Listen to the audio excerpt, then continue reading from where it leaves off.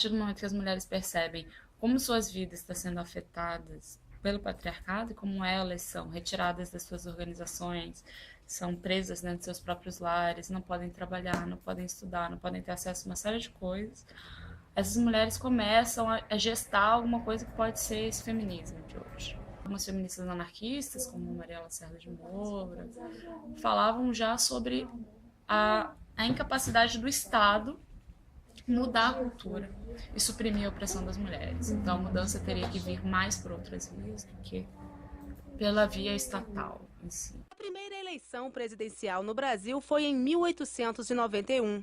O Marechal Deodoro da Fonseca foi escolhido pelo Congresso Nacional. Na época do Império, o Brasil chegou a ter 3 governos femininos. Em 1777, a rainha Dona Maria I comandou de Portugal o país. Maria Leopoldina foi a primeira imperadora do Brasil em 1822. E a princesa Isabel, que assumiu a regência do país na ausência do pai, Dom Pedro II. Mas depois da proclamação da República, as mulheres não administraram mais o Brasil. Em 1927, o Rio Grande do Norte foi o primeiro estado a permitir o voto feminino e também foi pioneiro ao eleger Alzira Soriano a prefeita de Lages em 1928. Mas ela não terminou o mandato porque os votos femininos foram anulados. As mulheres só conquistaram o direito ao voto em todo o país em 1932. Apenas as casadas, autorizadas pelos maridos, as viúvas e as solteiras com renda própria podiam votar. As restrições acabaram 2 anos depois, mas o voto feminino só se tornou obrigatório em 1946. Que ali nos anos 70 teve esse movimento chamado feminismo de segunda onda, em que mulheres foram às ruas para reivindicar direitos. O movimento começou em 1983. Uma das primeiras brigas delas foi exatamente para isso, para o reconhecimento da profissão de trabalhadora rural. Porque só o homem era reconhecido como trabalhador rural, a mulher não. Só conseguiram alcançar esse direito à aposentadoria em 1992. Eu ainda acho que o feminismo é necessário. Por quê? Existe ainda uma situação, por exemplo, de acordo com dados da ONU, se eu não me engano, a cada 12 segundos uma mulher é violentada no Brasil. E a cada 15 segundos uma mulher é assassinada no Brasil, geralmente vítima de violência doméstica.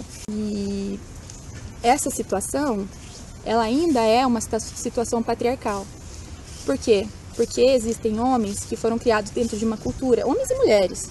Nós fomos criados dentro de uma cultura em que ainda se tende a pensar que a mulher, pela roupa que ela está vestindo, ela está pedindo para ser violentada. Existe uma objetificação da mulher na nossa sociedade ainda hoje. Apesar de nós termos conquistado tantos direitos que todos os cidadãos, né, têm que ter, as mulheres ainda estão sobre essa égide do patriarcado. Mas a minha concepção do feminismo é que a mulher ela tem que ter escolhas.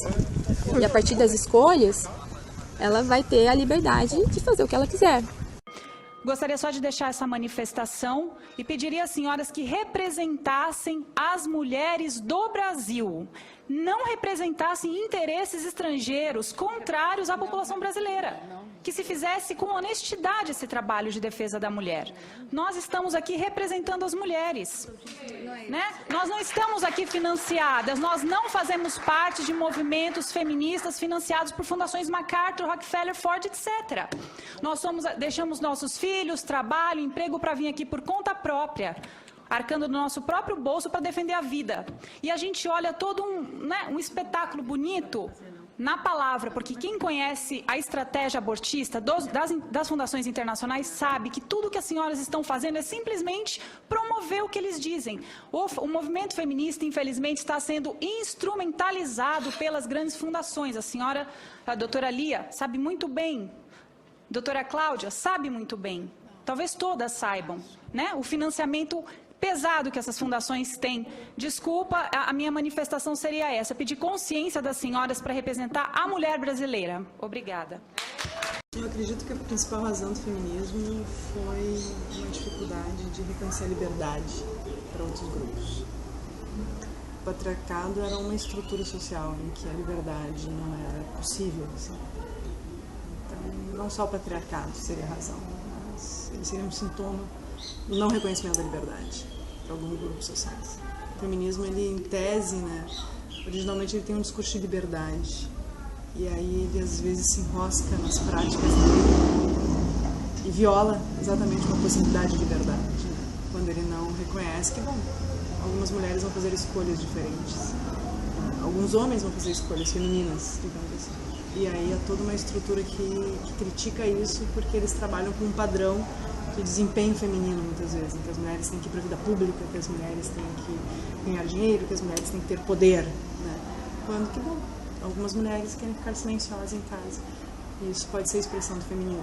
Isso deveria ser expressão do feminino. Então, sim, acho que as mulheres têm um feminino que muda, né, mas às vezes tem um feminino que muda para ficar igual. Eu não sei se a igualdade é algo tão importante assim na sociedade, na verdade. Eu não sei se ela precisa lutar para se tornar igualitária. Eu diria que a sociedade precisava prestar atenção na capacidade, bom, de cuidar das pessoas, de transparência. Se isso vai levar à igualdade ou não, ok. Sinceramente, eu não sei se o discurso da igualdade e liberdade são tão importantes assim. O feminino é um lugar poderoso. Na verdade, a cilada que me parece é que quando a mulher ocupa algum determinado espaço tradicionalmente masculino, ela só consegue ocupar isso porque ela tem um perfil masculino, porque aquele é um lugar masculino. Não me refiro a homens e mulheres, eu me refiro a um masculino e feminino. Então a política de partido, ela é um lugar masculino, que é composto por homens e mulheres, mas homens e mulheres que conseguem ter um perfil masculino. Então, por exemplo, a nossa presidente, ela não tem absolutamente nada de um feminino cuidador. Por exemplo, Lula era muito mais cuidador do que ela nas relações internas. Na verdade, estar em alguns espaços públicos exige um masculino. Alguns espaços são masculinos, não tem problema nenhum nisso. E aí tu vai ter mulheres e homens masculinas nesse espaço. E alguns espaços são femininos. O problema da sociedade é considerar esses espaços originalmente femininos como de menos valor. Esse é um problema. Quer dizer que o cuidado da casa é um espaço de menos valor. Isso é absurdamente problemático. É um excesso de valorização de um e outro. E uma tentativa de dominação, né, de quem ocupa alguns lugares, de querer impor os seus valores ou as suas ideias. E o feminismo faz isso, algumas mulheres fazem isso, quando elas ocupam esses lugares de poder. Isso é uma pena.